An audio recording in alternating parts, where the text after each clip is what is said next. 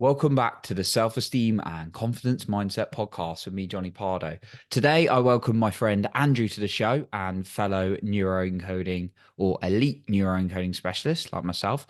And we're going to be talking about all things self-confidence, mindset, building yourself in terms of your life, men's network group as well, and what Andrew's got coming up, and many, many more things. So, just a quick introduction to Andrew. Andrew is a dual elite neuroencoding specialist, as I just touched on, and he is on his 15th year facilitating English language learning at Seoul University. And most recently, he's founded the Extraordinary Men's Network Facebook group. So, welcome to the show today, Andrew. Glad we could make this happen and have you here.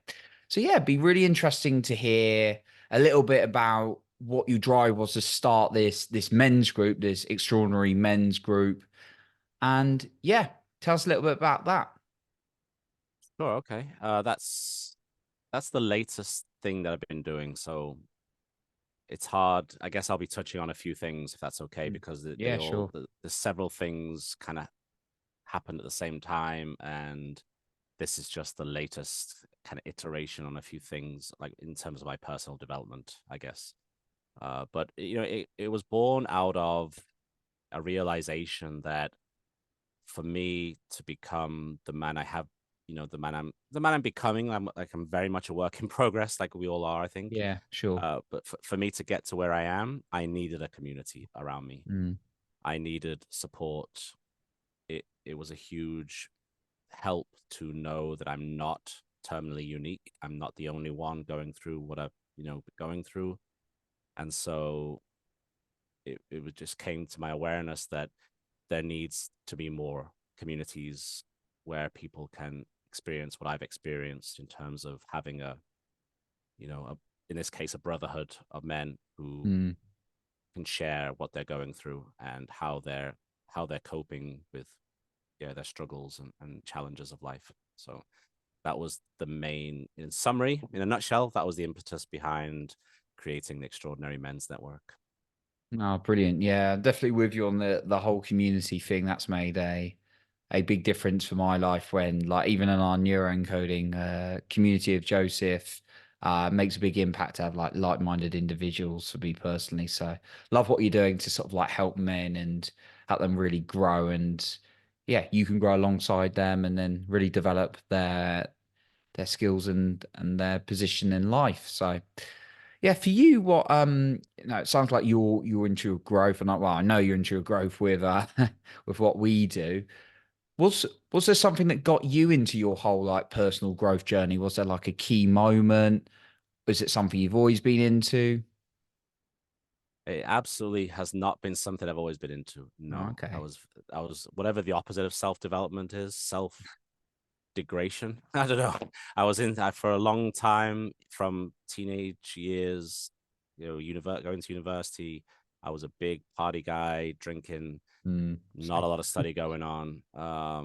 So at the time, I felt like I was having fun. Obviously, at the time, it felt like I was just being a rebel or, like just being a wild child, whatever. But looking back, I was just hurting myself, really. I was just digging a deeper and deeper hole of ignoring reality, basically, numbing myself to the pains I was feeling, mm. ignoring the troubles I had, and just making myself more and more unhealthy. I realize now, looking back, sorry to be a bit of a Debbie Downer so No, early in the love the podcast, but honesty. it was, and then something happened later, in about 2005, I think, where somebody gave me a book. I think that's a classic story. Like someone gave me a book about Buddhism and just thoughts about how life can be and other ways of thinking. And I was like, Mm, this really resonates with me, and that started me on a journey of learning about meditation,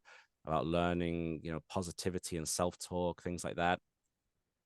And then bit of a mixed timeline here. The problem with being a big drinker tends to be that the memory is not so sharp in in that era of my life. mm, But essentially, I reached a point where I had to do some real kind of honest analysis of where I was in my life and what damage I'd caused, and did I want to rectify that? Did I want to get better? And I did. And it was suggested to me that if I really want to make improvements in my life, then I need to stop drinking. Mm, I was dealing with anger issues, like just very not just straight up anger, but a lot of just pent up, like aggression and disdain for the world at large, just a lot of frustration. And I couldn't deal with that while my mind was all messed up with alcohol, like, mm, well, it wasn't reality. It was a distorted reality, I suppose. And I mm, took that on board, and then the kind of the next day I found an AA meeting in Seoul, and yeah, stopped drinking. May 3rd, 2021 was my first sober day. And yeah, so this year will be 3 years. It's three oh, years amazing. sober, and yeah, good job, me. Yeah, good job, um, Andrew. Love it. and that was a real turning point. Prior to that, I'd gone through a divorce and losing a child, and I Oh, just drank. I went through challenges, and I just drank myself out of it, or it mm, out of it, into it, through it, whichever way you want to put it. But once I reached that turning point of not drinking, I was able to look at things through a much clearer, healthier lens, basically. And I forgot what the question was that started this, but no. that is what tipped me really into the self development, because it allowed me to really Mm, see clearly what I'd been doing wrong and see myself in a different light. Like, I wasn't the failure or complete loser that I thought I was. mm, There was a lot of fantastic people in my life who saw me in a very different light, and I didn't realize that at the time. So I'm very grateful for the help and support that I had to get me to be able to see the world in the way I do now. Um, mm. It's amazing. Thank you for sharing. And yeah, congratulations on the just coming up to 3 years worth of yes, not yes, drinking. Sounds like it's giving yeah. you. It was just like a month before my daughter was born as well, my first daughter. So Mm, it was divine. I would say, yeah, divine timing, really. 6 weeks basically before my wife gave birth, and what a blessing it was to not be hungover or drunk when my baby was born. Like, it was great. It's been great. mm, mm. Sounds like it's giving you a lot more like clarity and thinking from what you were saying as well. Like being able to kind of like think where you're going next and the development sort of tied in with that a little bit. So with Yeah. when you sort of like gave up the drinking or sort of moved it away, did you find that you were having to like sit or process with things a lot more? Did you find a certain way of dealing with that?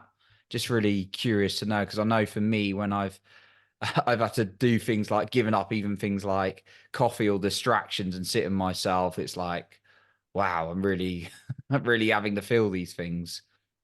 Yeah, definitely. There's that there's no way of avoiding it anymore, right? Mm, Like, sure, there's times where I turn to ice cream or wine gums or something to substitute that yeah. that physical need for some distraction from what I was really feeling. But nothing nothing really compares to that Jack and Coke, I suppose. But yeah, the reality was that I had to face the feelings that I felt. I had to face the sad feelings, but the same was true for the opposite is also true. The great feelings, the I happy love it. feelings, the joy feelings were so much more joyous. Like, I could really feel the beauty of the great times. So it's not all doom and gloom. But you're right. When things were bad, they really felt bad. And yeah, I learned quickly that the best thing to do was to acknowledge it and to Mm, sit with it and to know it and to accept it, and ride the wave, as we sometimes say, ride the wave of the emotions, see them through, acknowledge them for what they're there. Our feelings are there for a reason, to tell us something, that they're signposts to something that maybe needs to be improved, something that needs to be changed, something that's maybe something you're doing to yourself that's not healthy or serving you. So they're a blessing, I would say, is what is the conclusion I've come to, that those bad feelings are a blessing to point you towards something that maybe you were not seeing before. Oh, I love that. Yeah, yeah, giving you kind of like an indicator. I think actually I remember one of my mentors, and it wasn't Joseph, it's another great one who Joseph's familiar with, but he was saying it's like you got the warning light on your car and it comes up and it's like beeping, and then it's like you put over a plot like a plaster or like something to hide it. It's still Yes. there, but it's like it's actually giving you an indication you do something to your vehicle, you need to make a change. Yeah. Um, I think And then the that car breaks down and you're like, I can't believe it. Why did this happen? Why is my yeah. car broken down? This is not my fault. It's like, bro, you ignored like 15 different warning lights. Come on. Yeah, it's very true. Yeah, I think I've been guilty of that in my life. But yeah, like sort of can relate to the alcohol thing, kind of just being like that's almost like putting the label over that flashing light, and it's like don't want to feel it. I want to experience this. So it sounds like it's quite been quite similar, like similar for you. But it's great. It was great to hear that you've been embracing and feeling some of the emotions. I've been through that. I mean, it's something I'm still working through, particularly for breath work, but the real beautiful emotions, it's really great when you actually get to experience like them at a high Yeah. level as well. That's Right. The the highs amazing. have never been so high. The lows Yeah. have never been so low. But it makes life worth living, I would say. Amazing. So yeah, like kind of just switching a little bit on to sort of like confidence. Obviously the podcast is around like confidence and mindset, and everyone's got sort of like different stories. I know you sort of you're developing as a coach. I'm sort of like developing that as well, and I've been at a point where I used to be terrified to create a video, put it out there, and now I create a lot of content. For you, has there been anything that's helped you build your confidence in putting yourself out there? Because I know a lot of people want to move forward, whether they're a coach or not, and it's like we get into this ready aim, as Joseph says, but we don't actually like pull the trigger. Has there been, and I saw like you obviously host events and things like that. You're jumping on podcasts now. Just anything that's kind of helped you build your confidence in doing those kind of things. Yeah, I mean, I totally subscribe to the whole like, yeah, ready, fire, aim, I suppose, as opposed Mm, to the often used ready, aim, fire, right? Like, get ready, like do your preparation, but take action as quickly as possible, right? Take mm, action, imperfect action, awkward action, take action, and build momentum. Um, that was definitely a huge part of it too, and also being surrounded by people who are also doing the same thing, like who are also I don't know anybody in the neuroencoding community who didn't at some point feel awkward in front of the camera or talking about mm, what they'd learned. Like we learn these things, we've done them on ourselves. Like we don't teach theory, we know they work, we have the confidence and certainty in the tools, and yet when it comes to talking to somebody about it, something kicks in, right, where you become mm, nervous and you become shy, if you like, or whatever, and like we have techniques to work around that too. But being around people who are ahead of you, who've worked through it, is inspiring and reassuring. mm, So again, having that community of people who are slightly ahead of you, people who are slightly behind you as well, so you can be support for them.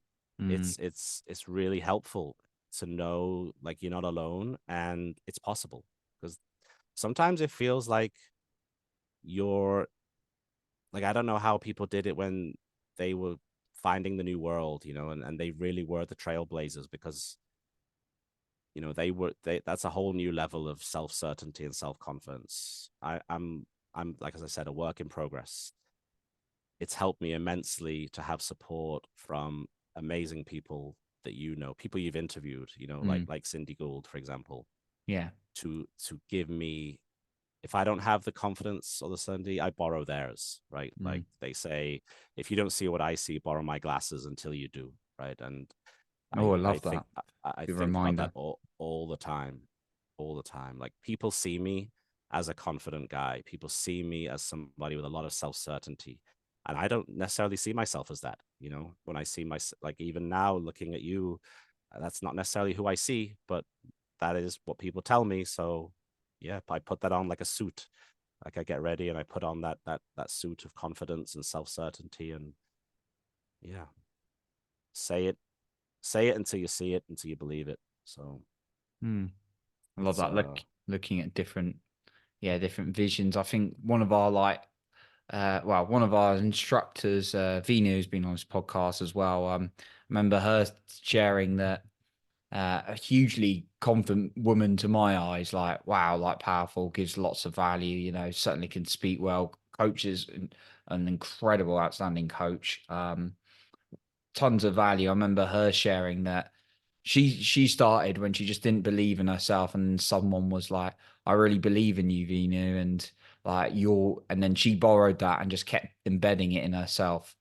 So yeah, yeah. I I mean, love. you mentioned neuro encoding, and that's what we do, right? We neuro encode Mm, ourselves, and that's been hugely powerful in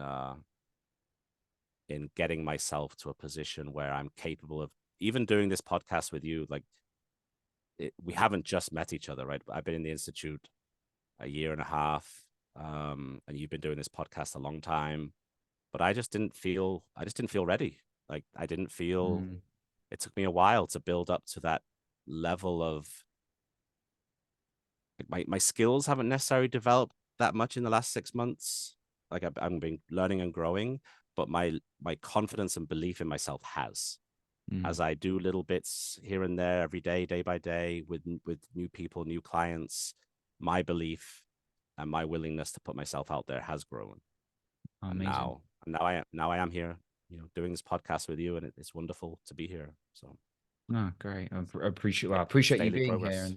and sharing that. So no, it's I mean, I was gonna kind of ask you a little bit about because quite a lot of like I've been there as well, and quite a lot of people I sometimes speak to are like interesting or intrigued around the idea of coaching. Are like, I'm not sure if I should get a coach or that kind of thing or a community.